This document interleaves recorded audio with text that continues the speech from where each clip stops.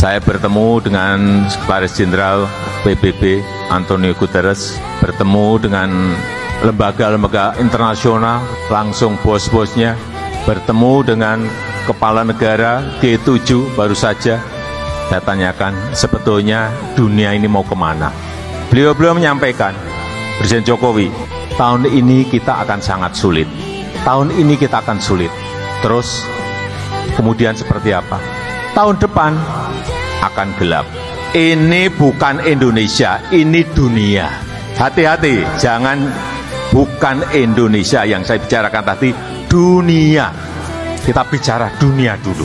Dan semua negara sekarang ini berada pada keadaan yang tidak mudah.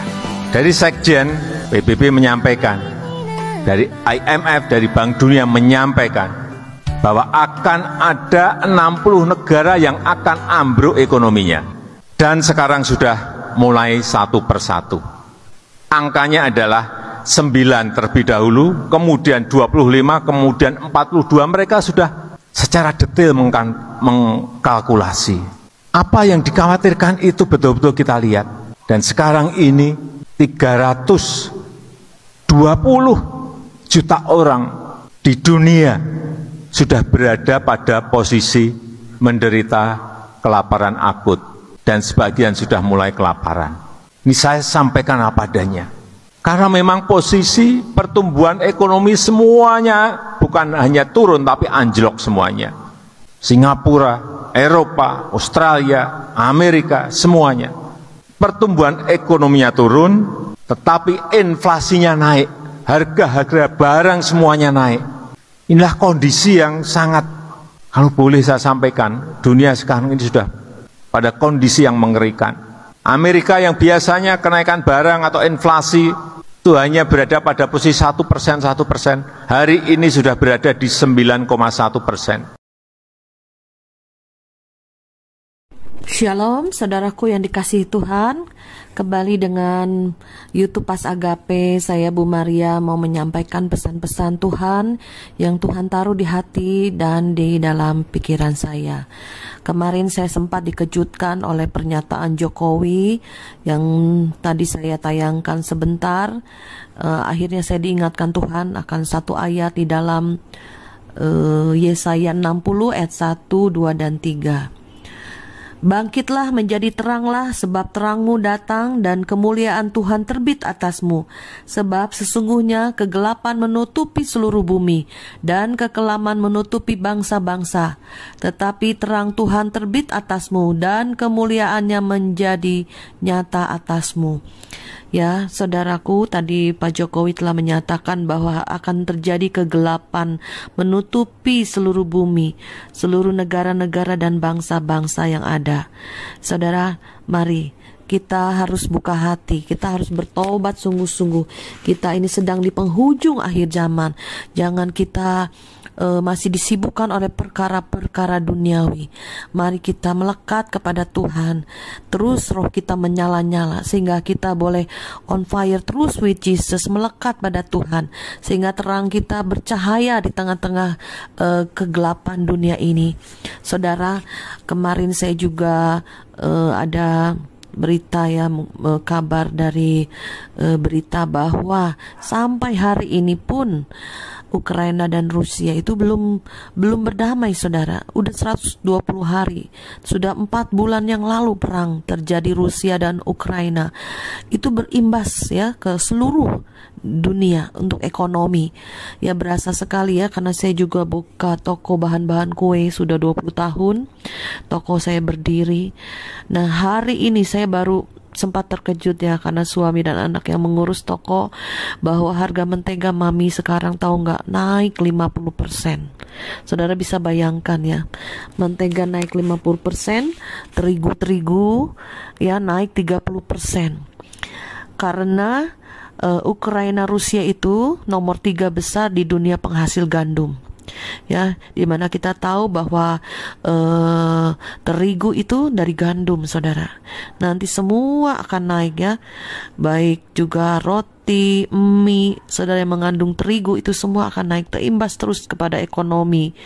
Dan juga sekarang bensin naik, saudara ya, itu pasti akan terjadi pergolakan ya di masyarakat ya, yang kesulitan dalam ekonomi, ditambah lagi inflasi, harga barang-barang naik, langsung lanjut lagi dihajar daya beli kurang, saudara.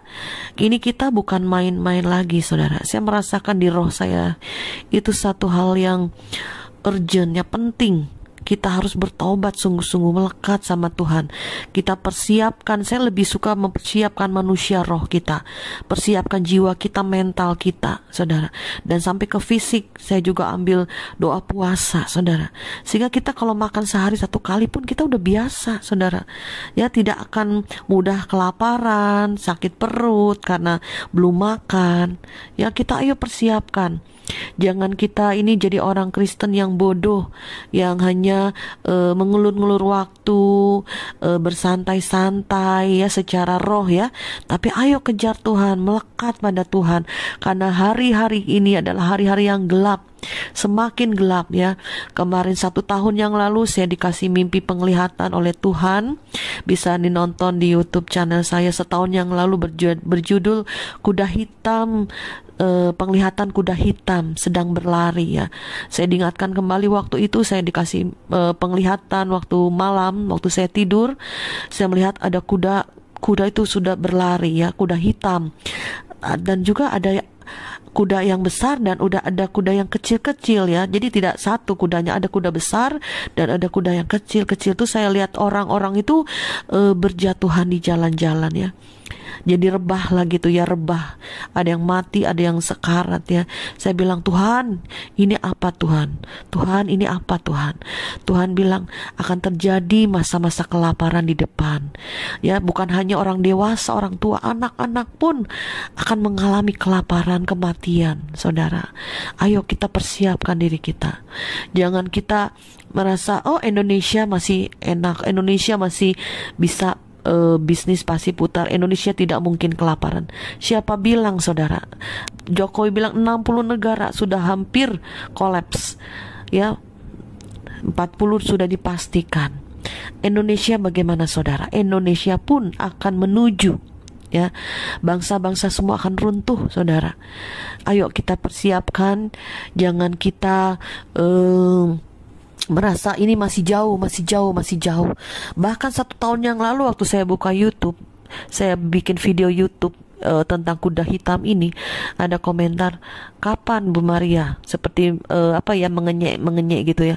Saya bilang segera ya, ini akan cepat berlari, kuda ini akan segera, tidak seperti yang saudara bayangkan, akan terus mencapai kemenangan sampai seluruh dunia akan mengalami kelaparan.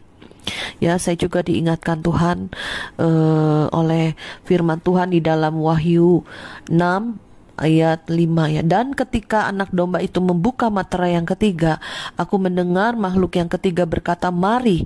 Dan aku melihat sesungguhnya ada seekor kuda hitam, dan orang yang menungganginya memegang sebuah timbangan di tangannya. Dan aku mendengar seperti ada suara di tengah-tengah keempat makhluk itu berkata, secupak gandum sedinar dan 3 cupak jelai sedinar, tetapi janganlah rusakkan minyak dan anggur itu. Ya, puji nama Tuhan. Kuda hitam berbicara tentang kelaparan, karena di tangan penunggangnya itu ada timbangan, berbicara tentang ekonomi. Ya, saudara. Jadi kita jangan takut, jangan gelisah, jangan gentar. Kematian akan ada di depan kita. Persiapkan diri kita, persiapkan keluarga kita, persiapkan orang-orang sekitar kita. Kalau kita sampai mengalami kelaparan, sampai mengalami kematian, walaupun saudara kaya, banyak uang, tapi tidak ada barang, tidak ada bahan pokok, makanan pokok yang dibeli, akan mengalami juga. Ya, kaya miskin akan mengalami kelaparan, saudara. Dikatakan hanya yang mempunyai minyak dan anggur jangan dirusakkan, Tuhan bilang. Minyak berbicara apa? Minyak berbicara Roh Kudus. Api Roh Kudus dalam kita harus terus menyala-nyala. Anggur berbicara juga tentang darah Yesus. Ada kuasa, ya, ada kuasa dari darah Yesus. Kita harus selalu ada. Anggur juga berbicara sukacita. Selalu bersukacita, ya, susah senang selalu bersukacita. Jangan sampai kita kehilangan kehilangan sukacita, damai sejahtera. Jangan sampai kehilangan iman kita kepada Tuhan Yesus Kristus. Dan minyak itu berbicara selain Roh Kudus, minyak itu berbicara kalau satu biji zaitun itu harus ditumbuk, diremukkan, dihancurkan sehingga keluar minyaknya. Jadi kehidupan kita mengalami banyak masalah, peremukan hati, perobekan jiwa, mengalami banyak hal, tekanan, kesusahan, kesulitan, masalah hidup. Itu minyak di dalam hidupmu dan saya sedang dikeluarkan oleh Tuhan. Sehingga pada saat kita mengalami masa-masa sukar, minyak dan anggur itu jangan dirusakan. Bahkan kita akan menjadi berkat bagi banyak orang di tengah-tengah dunia yang semakin gelap, yang semakin menuju kegelapan seutuhnya. Ayo, selagi masih ada sedikit waktu kesempatan, mari kita lebih sungguh-sungguh lagi mendengar suara Tuhan dan tahu apa yang harus kita kerjakan, lakukan ke depannya. Saya juga mengucap syukur ya, di tengah-tengah situasi mungkin ekonomi goncangan ya, ada mujizat, masih ada pertolongan.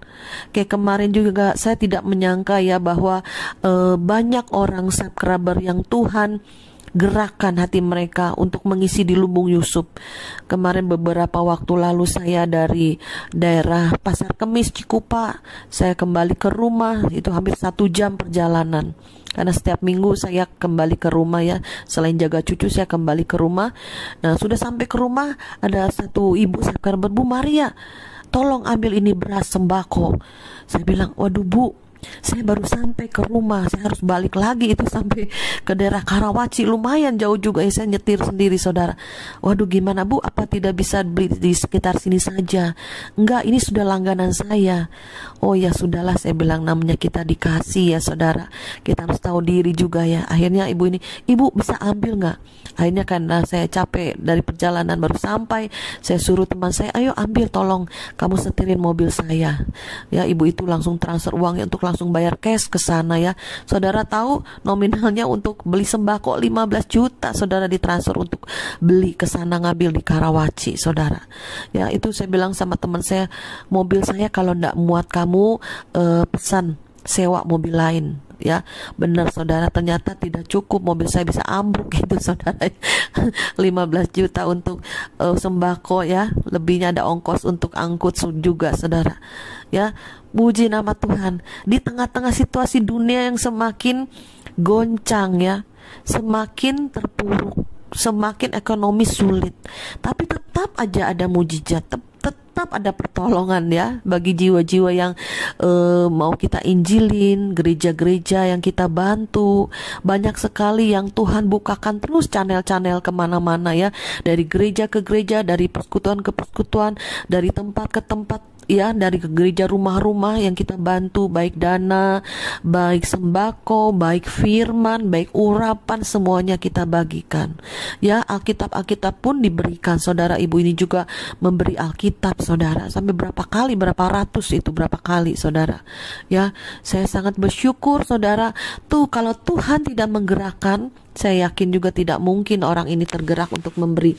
Orang saya kenal enggak, pernah face to face juga enggak saudara ya, tapi saya percaya dari roh ke roh, terus terhubung dengan Tuhan, maka Tuhanlah yang menggerakkan mereka untuk memberi, membagi, mengumpulkan harta di sorga ya, bagi yang memberi dan membagi itu.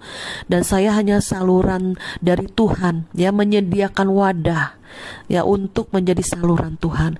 Saya bisa membagi, memberi lebih banyak orang lagi. Dan saya percaya ini, kami juga berdoa ya saudara. Ada subscriber juga kemarin dari Kelapa Gading, seorang bapak, Bu Maria, kalau dia, ayo kita berdoa. Kita baru berdoa saja saudara, dia langsung bahasa rohnya. Aduh, saya juga sampai, Tuhan ini ada hadirat Tuhan, Kau hadir di tengah-tengah kami ya. Dia doakan saya menangis, saya mendoakan dia juga menangis saudara ya. Saya menangis waktu bapak ini bilang, Tuhan tolong Bu Maria supaya dia tepat pada sasaran ya, untuk membagi, memberi, dan juga nama Tuhan dipermuliakan, akan ada banyak orang yang bertobat. Tidak ada kerinduan hati saya selain banyak jiwa-jiwa yang dikuatkan, banyak jiwa-jiwa yang diselamatkan, banyak jiwa-jiwa yang kembali kepada Tuhan, bertobat sungguh-sungguh. Itu kerinduan hati saya dan yang Tuhan taruh di hati saya ya. Saya percaya, mari kita bergandengan tangan.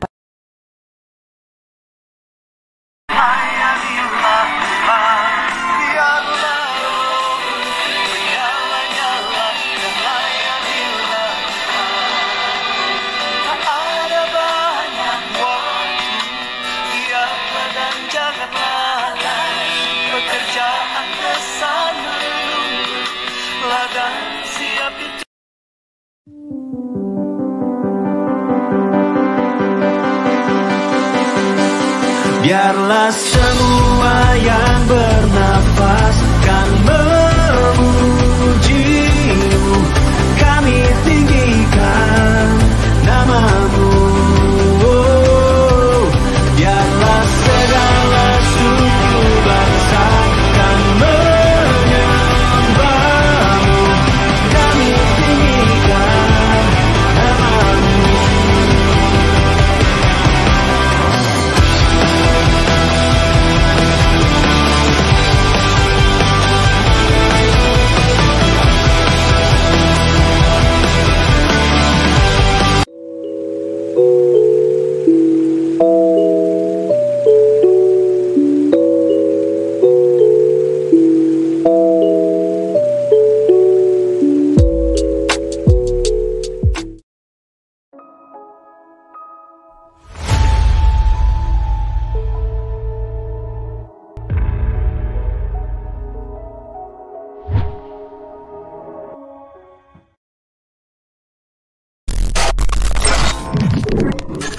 Thank you.